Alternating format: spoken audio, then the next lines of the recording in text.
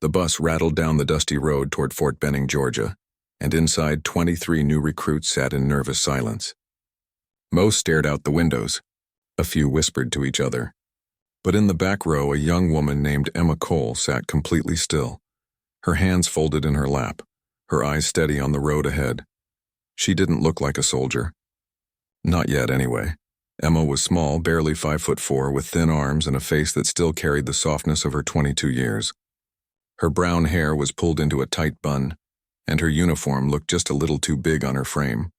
She didn't speak, didn't smile, didn't try to make friends, she just watched. Across the aisle, 3 male recruits were already sizing each other up. The loudest one was a guy named Garrett, tall, broad-shouldered, with a cocky grin that seemed permanently glued to his face. He'd been talking nonstop since they left the airport. "Sniper school," Garrett said, shaking his head with a laugh. "Man, I've been waiting for this my whole life. My old man was Army. My grandpa was Army. This is in my blood." The guy next to him, a wiry kid named Torres, nodded along. "Same here. I've been shooting since I was 6. Took down my first deer at 8. Garrett leaned back in his seat, arms crossed. "Yeah, well, I scored expert marksman in basic. They told me I had a natural eye for it." Then his gaze drifted to the back of the bus, to Emma. He nudged Torres and smirked. "What about her?" Torres glanced back. So did a few others. Emma didn't react. She just kept looking out the window. "Think she's lost?" Garrett said louder now. Loud enough for her to hear. "Maybe she got on the wrong bus. This isn't admin school, sweetheart." A few guys chuckled. Emma's jaw tightened, but she didn't turn around. Garrett wasn't done. "I'm serious. Sniper school's no joke. You gotta carry a 50-pound ruck for miles. You gotta stay still for hours in the mud. You gotta have ice in your veins." He looked right at her. "No offense, but you sure you're in the right place?" Finally, Emma turned her head. Her eyes met his, calm, quiet, unreadable. "I'm sure," she said softly. That was all. 2 words. Garrett blinked, then laughed it off. All right. Guess we'll see." The bus pulled through the gates of Fort Benning 20 minutes later. The next 3 days were a blur of paperwork, medical checks, and orientation briefings. The sniper course was one of the most difficult training programs in the Army. Out of the 23 recruits who arrived, the instructors made it clear that only a handful would graduate. "This course will break you," said Master Sergeant Cruz, a stone-faced veteran with 30 years in the Army and a chest full of medals. He stood at the front of the classroom, arms behind his back, scanning the rows of recruits like a hawk. "You will be tested physically, mentally, emotionally. If you have any weakness, any crack in your armor, we will find it, and we will exploit it." He paused. "Some of you think you're here because you're good shots. Let me tell you right now, that's not enough. Any fool can pull a trigger. A sniper is a ghost, a thinker, a predator. If you can't handle the pressure, the isolation, the discipline, you don't belong here." Emma sat in the 3rd row, her notebook open, her pen moving steadily across the page. She wrote down everything. Every detail. Every instruction. Around her, some recruits were already zoning out. Garrett was leaning back in his chair, looking bored. Torres was doodling on his notepad. But Emma, she didn't miss a word. The real training started on day 4.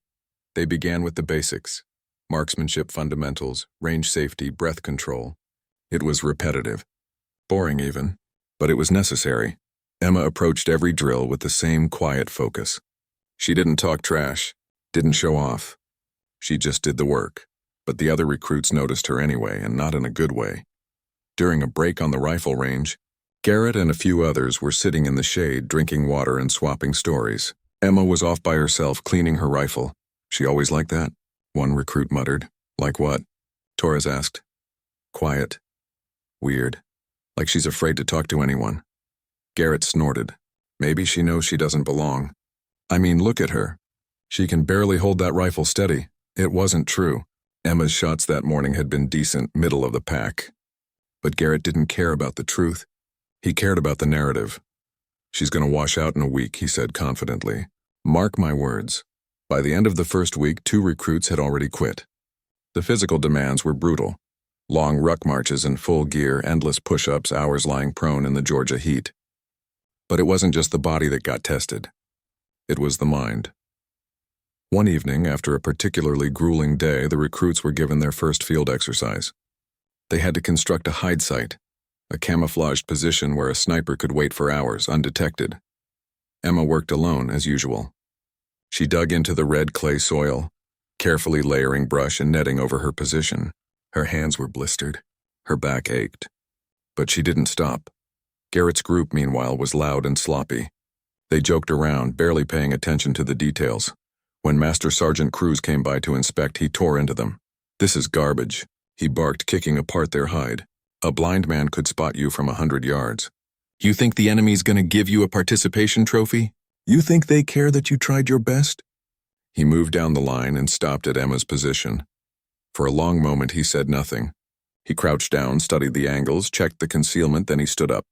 "Acceptable," he said. "It wasn't praise. Not exactly. But it was more than most recruits got." As he walked away, Garrett glared at Emma from across the field. She didn't notice. Or if she did, she didn't care. She just kept working. The second week of sniper school brought a new kind of hell. Stalking. It was one of the most critical skills a sniper could learn. The ability to move across open terrain without being seen.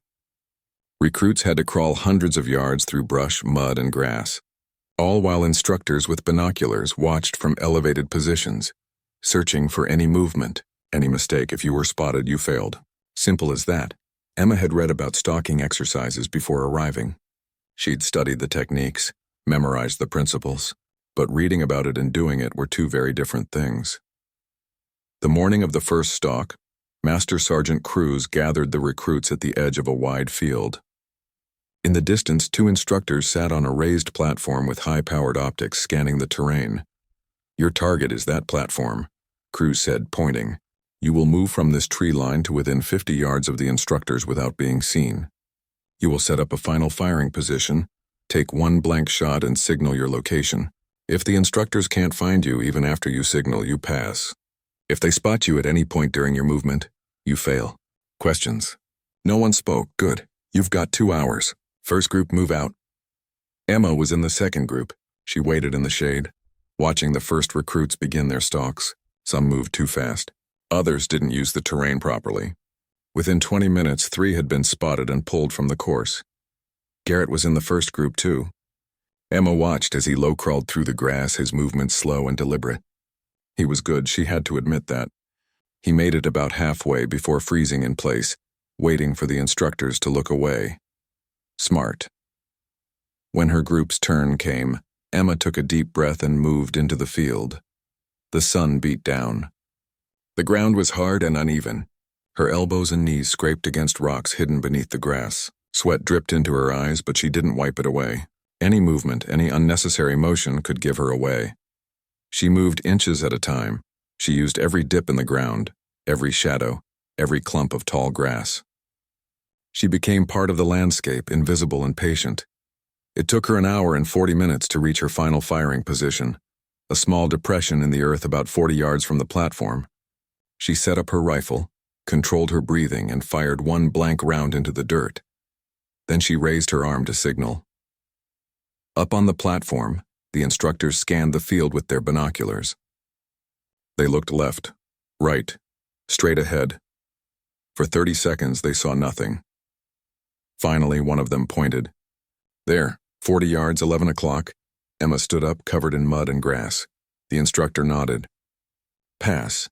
That evening, back in the barracks, the recruits compared notes. Out of 12 who'd attempted the stalk that day, only 4 had passed. Emma was one of them. Garrett was another. He sat on his bunk, cleaning his rifle and soaking up the praise from the others. "It's all about patience," he said. "You can't rush it. You gotta think like a predator." Torres grinned. "Man, I thought for sure they'd spot you when you crossed that open patch." "Nah," Garrett said confidently. "I knew exactly when to move. It's instinct. You either have it or you don't." Across the room, Emma sat on her own bunk, writing in a small notebook. She didn't join the conversation. Didn't seek attention, but Garrett noticed her anyway. "Hey, Cole," he called out. "You passed too, right?" Emma looked up. "Yeah. Beginner's luck," he said with a smirk. "Let's see if you can keep it up." A few recruits chuckled. Emma didn't respond. She just went back to her notebook, but inside something was starting to build, Not anger, not frustration, focus. The third week brought live fire exercises. This was what everyone had been waiting for, actual shooting at distance. The recruits were taken to a range with targets set up at 300, 500, and 800 yards. They would shoot from supported positions using sandbags and bipods. Adjusting for wind and elevation, Master Sergeant Cruz made it clear. This was where natural talent started to show. Some of you have been shooting your whole lives, he said. Others picked up a rifle for the first time in basic. Doesn't matter. What matters is whether you can put rounds on target when it counts. The recruits lined up in pairs at the firing line. Garrett was up first. He settled into position, adjusted his scope, and fired 5 rounds at the 300-yard target. All 5 hit within the center ring. The range officer nodded. Good shooting. Garrett stood up, grinning. A few recruits clapped him on the back. Emma was next. She approached the line, her rifle slung over her shoulder. She knelt down, set up her position, and chambered a round. Her movements were methodical. Calm. She looked through the scope, made a small adjustment, and exhaled slowly. Then she fired. The first round hit center mass, so did the second and the third and the fourth and the fifth. 5 shots. 5 hits, tight grouping. The range officer checked the target through his spotting scope and raised an eyebrow. Nice work, Cole. Emma nodded and stood up. Behind her, Garrett's smile had faded. Over the next few days, a pattern started to emerge. Emma wasn't just keeping up, she was excelling. In the classroom, she scored the highest on written exams. In the field, her hide sights were consistently rated among the best. On the range, her shooting was clean, precise, and repeatable. She didn't brag, didn't celebrate. She just kept working. But the other recruits were starting to notice. And Garrett, he was starting to get irritated. She's trying too hard, he muttered one evening in the barracks. It's like she's got something to prove, Torres shrugged. Maybe she's just good. Good? Garrett scoffed. Come on, man. She's what, 100 pounds soaking wet? You really think she's got what it takes to be a sniper in the field? Carrying gear? Living in the dirt for days? She's done fine so far, Torres said carefully. Garrett's jaw tightened. It's only week 3. Wait till things get real. But things were already real, and Emma wasn't slowing down. By the end of the 3rd week, the class had been cut down to 15 recruits. The ones who remained were tough, disciplined, and highly motivated. The instructors decided it was time to raise the stakes. They announced a field competition, a live fire stalk combined with a long-range shot. Each recruit would have to move undetected to a firing position, then engage a target at 1,000 yards. 1,000 yards over half a mile. At that distance, a dozen factors came into play: wind speed, humidity, elevation, even the rotation of the earth. It was a shot that required skill, patience, and absolute confidence. Master Sergeant Cruz stood before the group, arms crossed. This is where we separate the snipers from the shooters. You'll go out one at a time. You'll have 3 hours to reach your position and take your shot. Miss and you fail. Get spotted and you fail. Any questions? Silence. Good. Garrett, you're up first. Garrett stepped forward, his face set with determination. He geared up, checked his rifle, and headed into the field. Emma watched him go. She didn't wish him luck. Didn't say a word, she just waited her turn. 3 hours later, Garrett returned. He'd made the shot, barely. His round had hit low and right, just catching the edge of the target. The instructors called it a pass, but it wasn't pretty. Still, Garrett acted like he'd just won a medal. 1,000 yards, he said, shaking his head with a grin. That's no joke. Wind was brutal out there. A few recruits congratulated him. Then it was Emma's turn. She stepped up to the line, her face unreadable. She checked her gear, slung her rifle, and moved into the field without a word. Garrett watched her go, his arms crossed. Let's see how the quiet girl handles the pressure, he muttered. Emma moved through the field like a shadow. She had studied the terrain during Garrett's stalk, noting the wind patterns, the way the grass bent, the position of the sun. Every detail mattered. Every second counted. She stayed low, using a drainage ditch to cover the first 200 yards. Her movements were deliberate, slow enough to avoid detection, fast enough to stay on schedule. The instructors on the observation platform were watching, their binoculars sweeping the field in methodical patterns, but they didn't see her. 40 minutes in, she reached a rocky outcrop halfway to her target. She paused, controlling her breathing, letting her heart rate settle. Then she continued, inching forward through a patch of dense brush. The sun climbed higher. The heat pressed down like a weight. Emma didn't stop. An hour and 20 minutes after she'd started, she reached her final firing position, a natural depression behind a fallen log, roughly 1,000 yards from the target. She set up her rifle carefully, using her pack as a rear support. Then she looked through her scope. The target was a steel silhouette, barely visible at this distance. Around it, heat waves shimmered off the ground, distorting the image. She'd have to account for that. She'd also have to read the wind, not just where she was, but downrange where the bullet would travel. She observed the grass between her position and the target. It bent slightly left to right, maybe 4 miles per hour. She checked her data card, did the math in her head, and dialed the adjustment into her scope. Elevation, up 6 minutes of angle. Windage, right 2 clicks. She settled in behind the rifle, her cheek pressed against the stock. Her breathing slowed. Her finger rested lightly on the trigger. The world narrowed to a single point. She exhaled halfway and squeezed. The rifle cracked. For a moment, there was nothing but silence. Then, 1,000 yards away, the steel target rang out with a sharp metallic clang. Center mass. Emma didn't smile, didn't celebrate.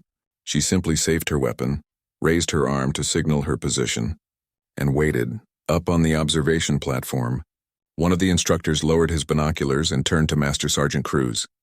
"Dead center," he said quietly. Cruz nodded. His expression didn't change, but something flickered in his eyes.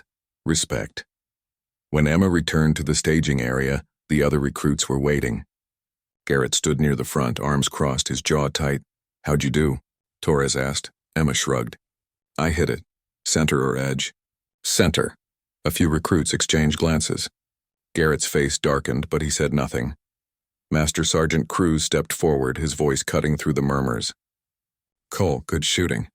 "That's how it's done," Emma nodded. "Thank you, Sergeant." Cruz looked at the rest of the group. "The rest of you, pay attention. That's the standard. If you can't meet it, you don't belong here." He walked away, leaving the recruits standing in uncomfortable silence. Garrett stared at Emma for a long moment, then turned and walked toward the barracks without a word. That night, the tension in the barracks was thick enough to cut with a knife. Most of the recruits were too exhausted to talk. They collapsed onto their bunks, nursing sore muscles and blistered feet, but Garrett sat on the edge of his bunk, his jaw clenched, his eyes fixed on nothing. Torres sat down beside him. "You all right, man?" "Yeah," Garrett muttered. "I'm fine. You did good today. You passed, barely." Garrett's voice was bitter. "I scraped by." "She nailed it." Torres hesitated. "So what? She's good. Doesn't take anything away from you." Garrett's eyes flicked toward Emma's bunk across the room. She was lying down, her back to them, reading a small paperback book. "She doesn't even look like a soldier," Garrett said quietly. "How is she beating half the class?" "Maybe she works harder," Torres said. "Maybe she wants it more." Garrett's hands balled into fists. "I've wanted this my whole life. My family's military. This is my legacy. And some quiet little girl who doesn't say 2 words to anyone just shows up and—" He stopped himself, shaking his head. Torres didn't push it. He just clapped Garrett on the shoulder and walked away. Across the room, Emma turned a page in her book. She'd heard every word. The 4th week brought the final phase of training. Stress shoots. These were designed to test a sniper's ability to perform under extreme pressure. Recruits would be woken up in the middle of the night, forced to complete physical tasks, sprinting, carrying heavy loads, crawling through mud, and then immediately transition to precision shooting. No time to rest. No time to think. Just perform. The first stress shoot happened at 2 in the morning. The lights in the barracks snapped on, and Master Sergeant Cruz's voice boomed through the room. "On your feet. You've got 60 seconds to get outside in full gear. Move." The recruits scrambled, pulling on boots, grabbing rifles, stumbling into the night. Outside, the instructors were waiting with a ruck march, 3 miles full pack at a punishing pace. Emma kept up, her legs burning, her lungs screaming. Around her, recruits were gasping, falling behind. One collapsed halfway through and had to be pulled from the course. When they finally reached the range, they were soaked in sweat, their hands shaking from exhaustion. 200 yards. Cruz barked. 5 rounds. You've got 60 seconds. The recruits dropped into position and fired. Emma's first shot went wide. Her breathing was too ragged, her heart rate too high. She forced herself to slow down, to focus. Her second shot hit. So did her third, fourth, and fifth. Not perfect, but solid. Garrett, 2 positions down, fired all 5 rounds in 40 seconds. 4 hits, 1 miss. When the drill was over, Cruz walked the line, inspecting targets. He stopped at Emma's. Better, he said. But you hesitated. In the field, hesitation gets you killed. Yes, Sergeant. He moved on. Emma stood there, mud-streaked and exhausted, and made a mental note. Don't hesitate. The second stress shoot was worse. This time, they were woken at midnight, forced to do an obstacle course in the rain, and then taken to a range where they had to engage moving targets at 400 yards, in the dark, in a downpour. It was chaos. Most recruits missed more than they hit. A few didn't even get a shot off before time ran out. But Emma adapted. She ignored the rain, ignored the cold, ignored the voice in her head that said this was impossible. She tracked the movement of the targets, led them slightly, and fired. 3 out of 5 hits. Garrett got 2. When the scores were posted the next morning, Emma's name was near the top. Garrett's wasn't. By the 5th week, the class was down to 10 recruits. The final test was approaching, a 48-hour field exercise where recruits would have to navigate to a target area, set up a hide site, observe enemy movements, and take a single shot at a high-value target. Everything they'd learned would be tested and only the best would pass. The night before the final exercise, the recruits were given a rare evening off. Most of them sat outside the barracks, talking quietly, trying to calm their nerves. Emma sat alone as usual, cleaning her rifle under a dim light. Garrett watched her from across the way. His pride had taken hit after hit over the past few weeks. He'd gone from the top of the class to somewhere in the middle, and the person who'd quietly, relentlessly outperformed him was someone he'd written off from day one. It gnawed at him. Finally, he stood up and walked over to her. "Cole," he said. She looked up. "Can I ask you something?" "Sure." He hesitated, then spoke. "Why are you here?" Emma tilted her head slightly. "Same reason as you." "No," Garrett said, shaking his head. "I don't think so. Most of us, we grew up with this hunting, shooting, military families. But I don't know anything about you. You don't talk. You don't brag. You just show up and do the work." Emma set down her cleaning rod. For a moment she didn't say anything. Then quietly she spoke. "My brother was a sniper," she said. "Marine Corps. He deployed to Afghanistan when I was 16. Garrett's expression shifted. "He didn't come home," Emma continued. Her voice was steady, but there was weight behind it. "He was killed during an operation in Helmand province. Sniper fire." She looked down at her rifle. "He used to write me letters. Told me about the job. About the discipline. The patience. The responsibility. He said being a sniper wasn't about killing, it was about protecting the people who couldn't protect themselves." She looked back up at Garrett. "I'm here because he can't be. And I'm going to finish what he started." Garrett stood there speechless. For the first time since they'd met, he saw her clearly. Not as a rival. Not as an outsider. As a soldier. He nodded slowly. "I'm sorry. About your brother." "Thank you," Emma said. Garrett turned and walked away, his mind spinning. Emma went back to cleaning her rifle. Tomorrow, the final test would begin, and she was ready. The final exercise began at dawn. 10 recruits stood in a line as Master Sergeant Cruz paced in front of them, his boots crunching on gravel. The sky was gray and heavy with clouds. A cold wind cut through the trees. "This is it," Cruz said, his voice hard and flat. 48 hours. You'll be inserted into a simulated combat zone. Your mission, locate a high-value target, establish a hide site within 800 yards, observe the target's patterns, and take one shot when the opportunity presents itself. He stopped and looked each recruit in the eye. You will be graded on everything. Insertion, concealment, observation, shot placement, and extraction. If you are compromised at any point, if the enemy finds you, you fail. If you miss your shot, you fail. If you can't extract cleanly, you fail. He paused. This is the closest thing to real combat you'll experience in training. Treat it that way. Questions? No one spoke. Good. You'll be sent out in pairs 30 minutes apart. Your target packets are being distributed now. Study them. Memorize them. You leave in 1 hour. The recruits were handed manila envelopes containing maps, satellite images, and target descriptions. Emma opened hers and studied the details carefully. Her target was a simulated enemy commander who would be moving between 2 buildings in a mock village 8 miles away. She had to navigate through rough terrain, avoid roving patrols of instructors acting as enemy forces, and set up a position without being detected, and then, when the moment was right, she had to make the shot. 1 bullet, 1 chance. Emma folded the map and slipped it into her pocket. Her heart was calm. Her mind was clear. This was what she'd trained for. She was paired with a quiet recruit named Matthews, a solid shooter from Montana who kept to himself. They were inserted third, dropped off at the edge of a dense forest just after sunrise. The moment they stepped off the truck, the exercise officially began. Emma pulled out her compass and map, orienting herself. We'll move northeast, she said quietly. Stay off the main trails. There'll be patrols. Matthews nodded. Lead the way. They moved through the forest in silence, their rifles slung, their packs heavy. Every 100 yards, Emma stopped to listen, to scan the terrain, to check their route. 2 hours in, they heard voices. Emma raised a fist. Matthews froze. Through the trees ahead, 2 instructors in enemy fatigues were walking a patrol route, radios on their hips, eyes scanning the woods. Emma and Matthews melted into the brush, lying flat, controlling their breathing. The instructors passed within 20 feet. Neither one saw them. When the voices faded, Emma signaled and they continued. By late afternoon, they reached the ridge overlooking the target village. It was a collection of plywood buildings set up in a clearing below, designed to look like a small Afghan compound. Instructors playing the role of enemy combatants moved between the structures.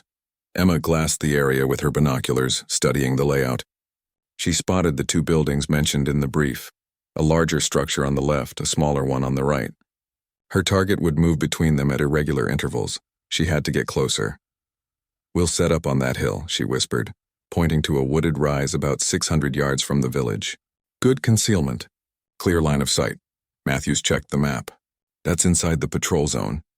I know. They waited until dusk, then moved carefully down the ridge and across a shallow creek. The light was fading fast, and that worked in their favor. Shadows made them harder to spot. It took them 2 hours to cover half a mile.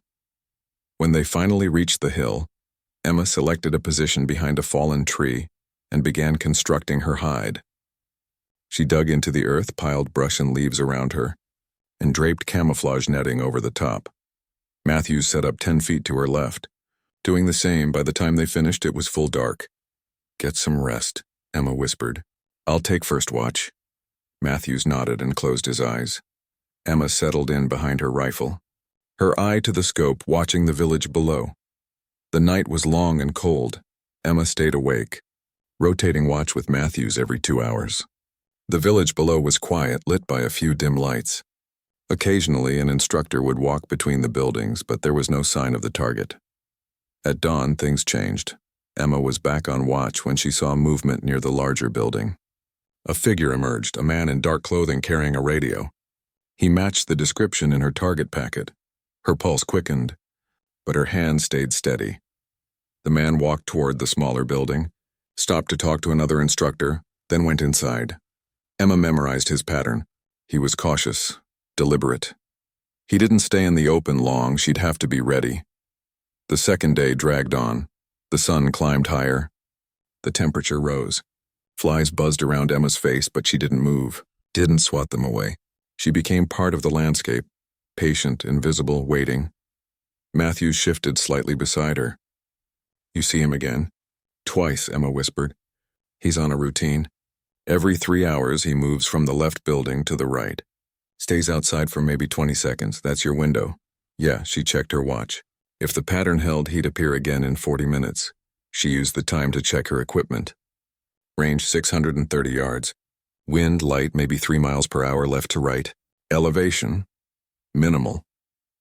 She dialed in her adjustments and settled back into position. Then she waited. 38 minutes later, the door to the left building opened. The target stepped out. Emma's breathing slowed. Her finger moved to the trigger. Through the scope, she could see him clearly, his face, his posture, the radio in his hand. He turned and started walking toward the other building. Emma tracked him smoothly, her crosshairs centered on his chest. 20 seconds. That's all she had. She counted down in her head. 15. She exhaled halfway. 10. Her finger applied pressure. 5. The world went silent. She squeezed the trigger. The rifle cracked. 600 yards away, the target jerked and looked down at his chest. A bright orange paint mark bloomed across his shirt, the result of the simulated round. He keyed his radio. Hit. Confirmed kill. Emma safed her weapon and allowed herself a single, slow breath. Matthews grinned. Hell of a shot. Let's extract, Emma said quietly. Getting out was harder than getting in. The enemy knew a sniper was in the area now, and patrols intensified. Emma and Matthews had to move slowly, carefully, avoiding detection as they worked their way back toward the extraction point. It took them 6 hours. By the time they reached the rally point, the sun was setting again. A truck was waiting. Master Sergeant Cruz stood beside it, arms crossed. Emma and Matthews approached, exhausted and covered in dirt. Cruz looked them over. Target? Confirmed kill, Sergeant, Emma said. Compromise? No, Sergeant, Cruz nodded. Get in the truck. Over the next 12 hours, the rest of the recruits trickled in. Some had succeeded. Others had been caught or missed their shots. Garrett came in near the end. His target had been eliminated, but his hide site had been compromised during extraction. The instructors ruled it a conditional pass, good enough to continue, but not impressive.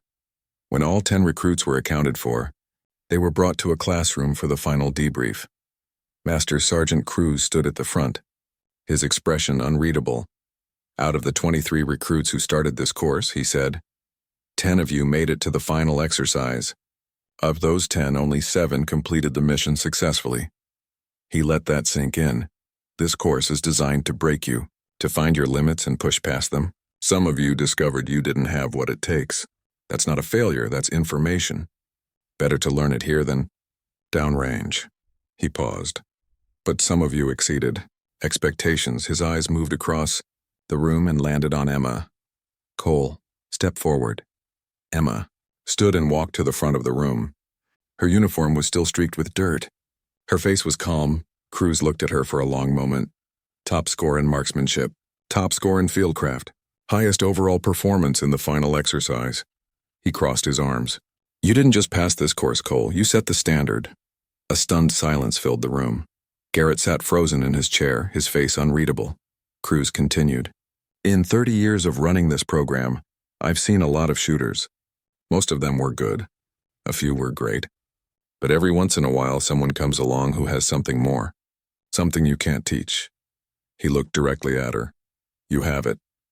Emma's throat tightened, but she kept her composure. Thank you, Sergeant. Don't thank me. You earned it. He turned to the rest of the class. Let her be an example. It doesn't matter where you come from. It doesn't matter what anyone thinks of you. What matters is the work. The discipline. The heart. He stepped back. Dismissed. Outside, under a sky full of stars, the recruits gathered one last time before heading to their barracks.